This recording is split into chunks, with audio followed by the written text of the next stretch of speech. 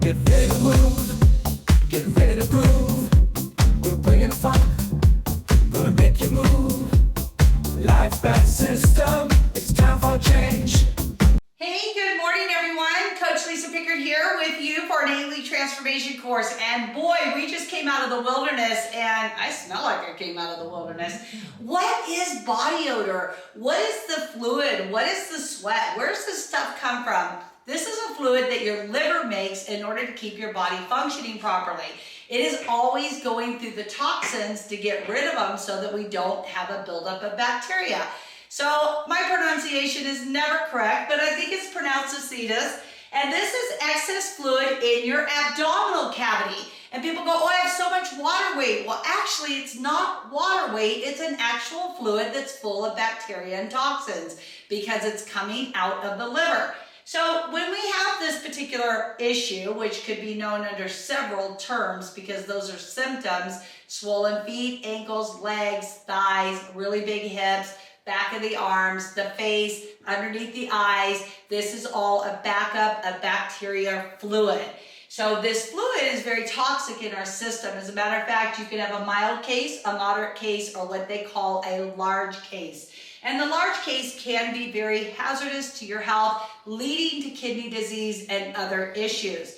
So again, I ask you, which came first, the chicken or the egg, right? Like everybody's always looking, well, I have this symptom in this system.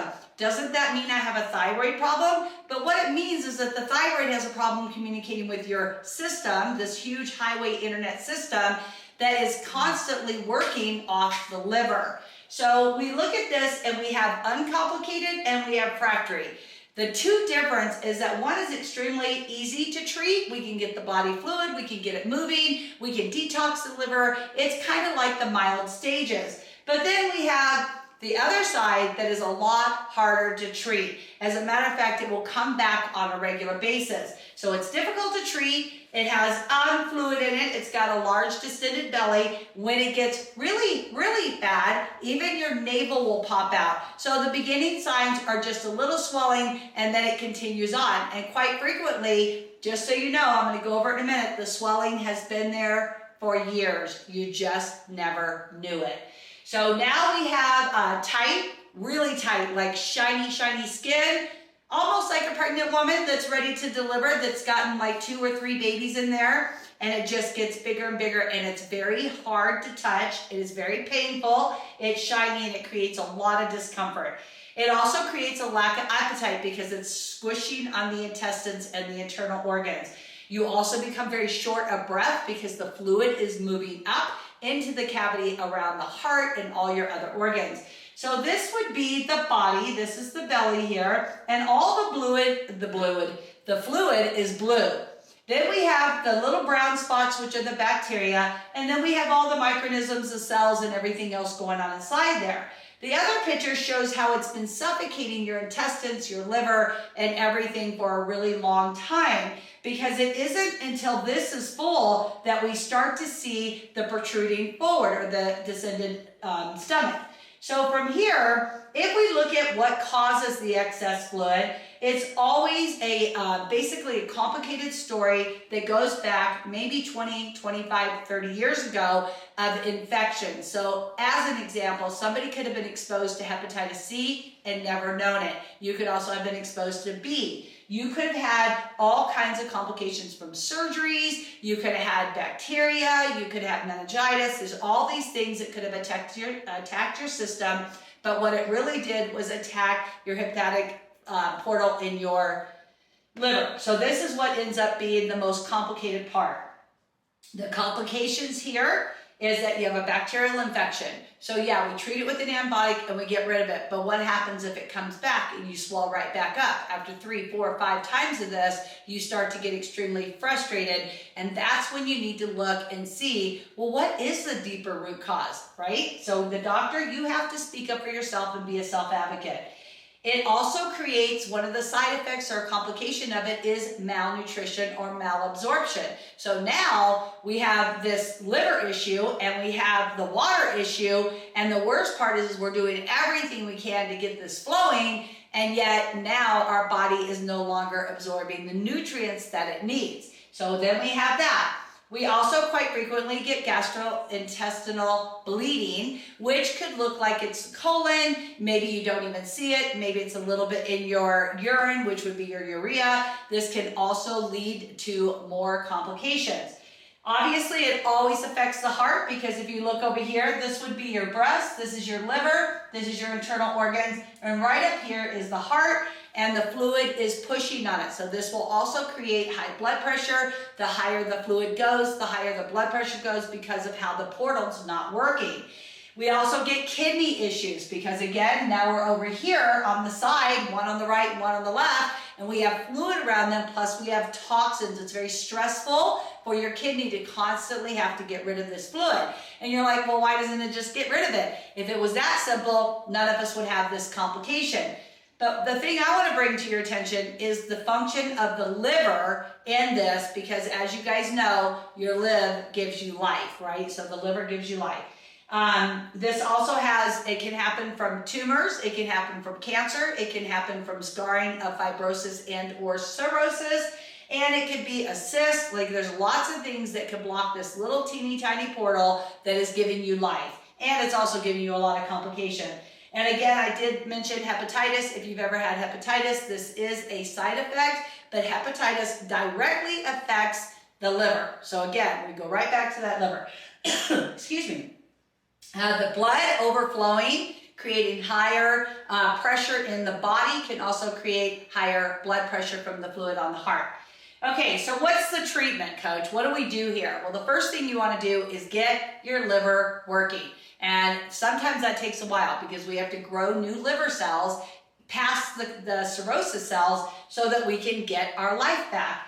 Now, is it possible for everyone? Not, maybe if you're really, really end-stage liver disease and you're on hospice and there's no possibility, I still have hope. I would do everything I could because if it's my time to go home, I'm going to go home. But if it's my time to come up with something that works that I can share with other people, by all means, I'm going to do that. So they can reduce your salt or sodium. So right away, everybody goes, oh, I shouldn't be on peak Himalayan salt. No, that's not the salt we're talking about. We're talking about regular Morton's table salt that's been killing you for years. I'm talking about all the hidden sodiums and all the ultra-processed foods. If you stopped for a moment and said, well, I've been carnivore for 90 days and this isn't working and I'm so afraid of carnivore and what cholesterol is going to do, trust me, cholesterol is the least of your problems. Absolutely the least. But what is a big problem is that sodium that you've been taking in. It destroyed your potassium, it destroyed your magnesium, it destroyed your liver. Your entire system is off balance, and now we end up with fluid.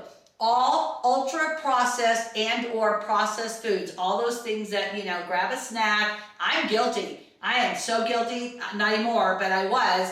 I ate Red Hots and Vines and drank my Coke right through them and, ate Taco Bell, McDonald's, and I use table salt occasionally. Actually, I'm really blessed. I did not eat a lot of actual table salt, but I ate massive amounts of processed foods. I'm talking boxes and boxes of crackers and on and on. I know you get the point. So cut that out. But today you might be suffering from what you did 20, 30, 40 years ago, depending on your age, because the fluid started here and now it's pushed all the way around your entire body, legs, arms, shoulders, face, neck, the hump on your back. A lot of this is inflammation being the fluid.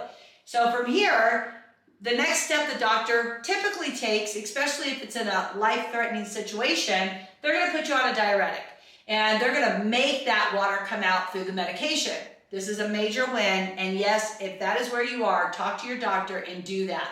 However, I want you to know ahead of time, you still got to treat that liver while this process is going on because the medication stresses the liver, right? So what do we got to do? We got to protect that liver. You have to do anything you can. Milk thistle works amazing for that liver.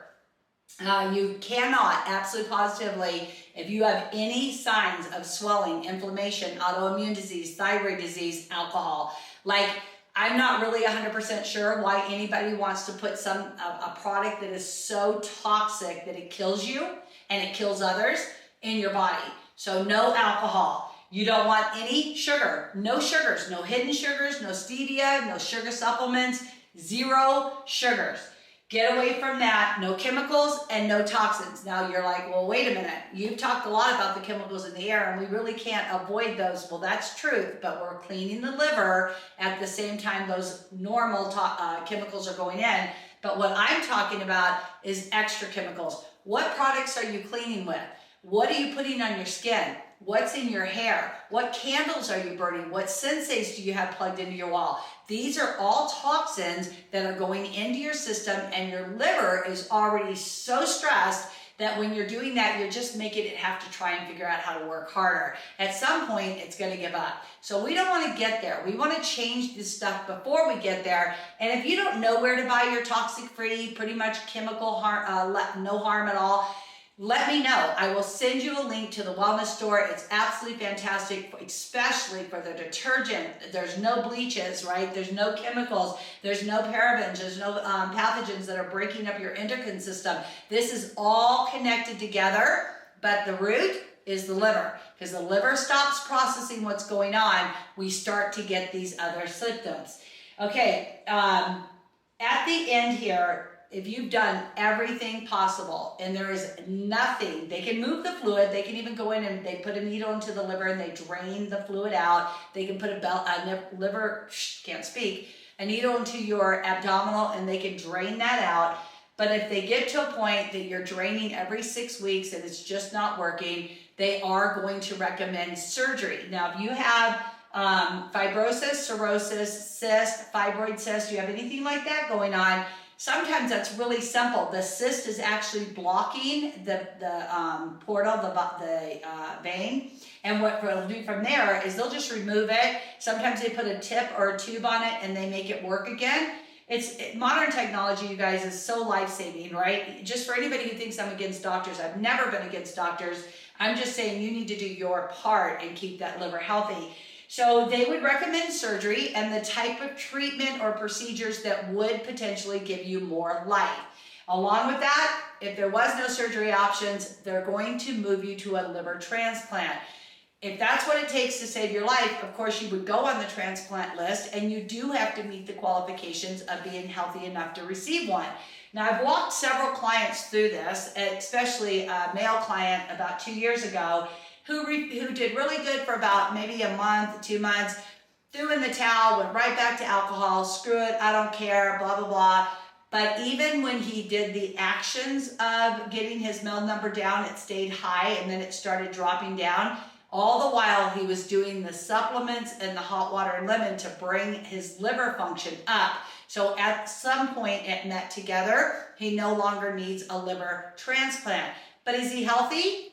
No, he's not, because he's still drinking, he's still doing all this stuff. It's just like a diabetic who goes, oh yeah, I can eat pizza, I can have beer, I can do this, I can do that, but all the while they're just putting more insulin in their arm to offset or to counteract what they're doing. That's a joke. Like literally, I cannot comprehend the addiction to food, and I have that addiction, but when it's my life, I have zero addictions. So there's a borderline, right? And if you cross too far over, you definitely want to have a counselor on board too, or get with me and say, look, I'm really dealing with these addictions. How do I get past it? The stronger your warriors and the more you love yourself and you're not sabotaging, you will do every single thing you can to save your life, which again, we've already cut out.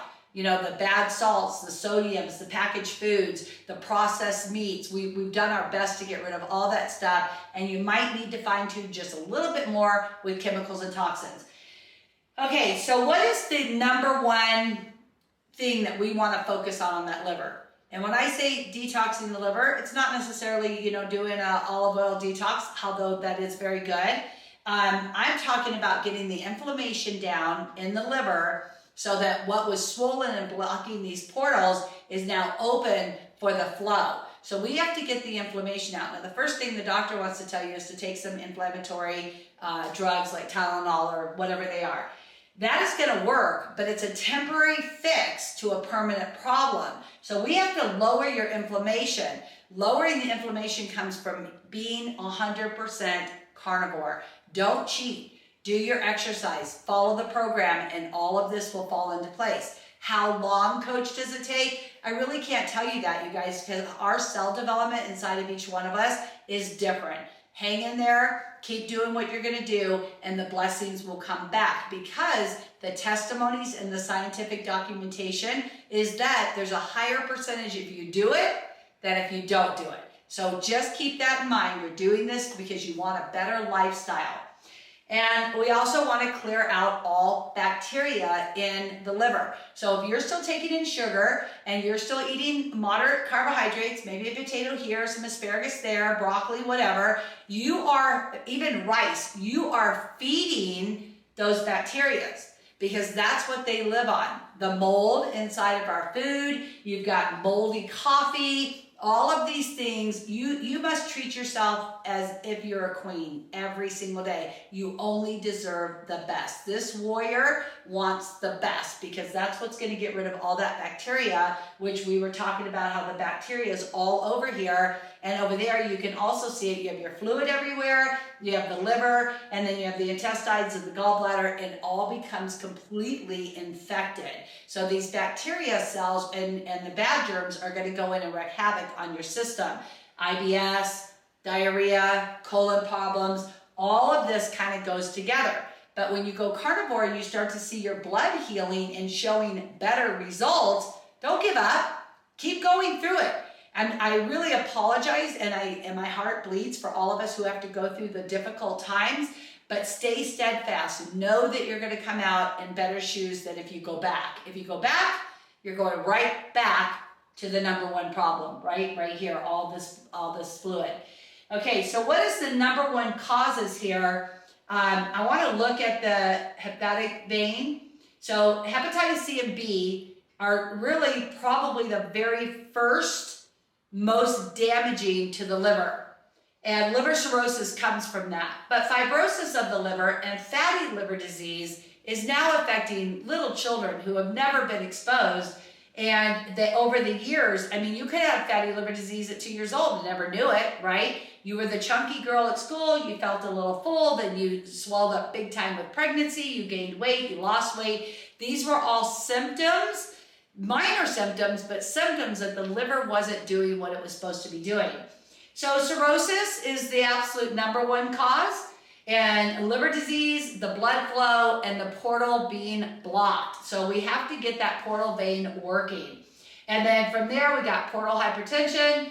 We have several other diseases that can definitely cause this problem, and they're bacteria. And from there, we go into the portal vein that leaks into the abdominal cavity. So this fluid is toxic. It's just toxins in your system, but we do have to keep it moving. Exercise, movement, walking is fantastic, but you do not have to be like a marathon runner. You don't need to be a CrossFit. You just got to keep the body moving, because all that fluid is just sitting everywhere. So the more you move, the better it is. Liver cancer obviously causes us a huge problem here. If you had liver cancer, though, I don't want to scare you. If you did have any type of cancer, your blood work would show that. So whether you have a goiter, whether you have thyroid issues, or you have lumps in your breast, if you've had your blood work drawn in the last 3 months, maybe, you're going to see that the blood cells were off, and it's going to let them know something's going on. If anything is elevated, it's your responsibility to go back and ask, hey, I noticed my blood work was off here. Is there anything I should be concerned about? Because your cancer always shows in your blood work. I mean, it's there, but you have to be looking for it. You have to be knowledgeable. You've got to be awake and aware. And then have a doctor you can trust. A functional medicine is always going to address these type of things. If you start having heart issues and or heart failure, this is also related to the fluid, which is around an enlarged heart, which is what causes high blood pressure. And I've had people argue with me many times over the fact that they have high blood pressure from stress. Stress goes back to your liver. Your liver can't do its job with the blood flow, and it creates high blood pressure. For me, connect the dots. It's like probably the easiest thing in the world for me to do. And I know for a fact that if your liver is supplying your heart and your heart's having an issue, it's not the heart, it's the liver. Now the veins might be clogged, you might have calcium in there, whatever it is, that was the result of the liver, but the liver was the original problem. And how good is it that our liver rejuvenates itself? So it's really awesome. Pancreatitis, diabetes, kidney disease, this again is all related in. It all retains and accumulates fluid. So we have to be very careful on that. And if you have tuberculosis, it's another huge issue and a hard process on the liver. Like it really, really works your liver. So does it become life-threatening? It can. It can be life-threatening 100%. But does it have to be? No. So you take the preventative measures over here, get your treatment, stay on top of your feet. Your, neuropathy, it came from your neurotransmitters, which got squeezed by your fascia that was a lymphatic system. This whole entire body has to work in sync. So when you have swollen ankles and swollen feet and you've been up in a plane or on a train or you sit too long in your car, you have to get up and move that body. Now, why do we use compression socks? Think about it. We push everything back up. So if you naturally have feet that are swelling and you think you have cankles because you're fat, you don't. That is fluid. We have to get it moving back up to the body. This is the trunk, and the trunk gets rid of it either through sweat, urine, or bowels.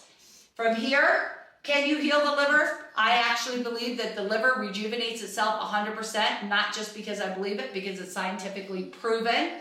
So what do I say to you? I say heal your liver, and a lot of these problems are going to go away. Are they all going to go away? Maybe not, but there's hope for that. And then at the end, if in the event it didn't get healed, you are a candidate for liver transplant. If you had to do a liver transplant, you will come out on the other side with complications. Of course, it's a major surgery. You're replacing your lifeline. And from there, your body has to accept the transplant. But if you stay on the program and you are continuously healing, you're going to have a much better chance of coming out successfully than if you weren't doing it. Now, here's my biggest beef with the doctors, is that doctors are saying, don't do carnivore, high cholesterol, LDL, HDL, triglyceride, all this stuff, right? Well, the salt is the enemy. The sugar is the enemy. They don't tell you get off those things. They're just like, oh yeah, no problem. But the minute you mention meat, they start to say, no, you can't have the meat. When indeed, the meat keeps the liver alive. It has the nutrients that you need in order to do it. So why do we do extra Ds? Why do we do extra K2? Because they are not naturally made for us to process through the damage we did. So now we're at a damaged part that we have to bring in what the liver can use and utilize to move this stuff through. If you are sick and you have anything like this, 40, 50, 60,000 IUs a day is not going to hurt you, especially if we do it and we start to heal. Our blood work shows perfect. We've got our testosterone under control, our progesterone, we have our magnesium, we've got our sodium, our potassium. All of these things affect your liver and your kidney. All right, you guys, it has been a great morning, and God bless.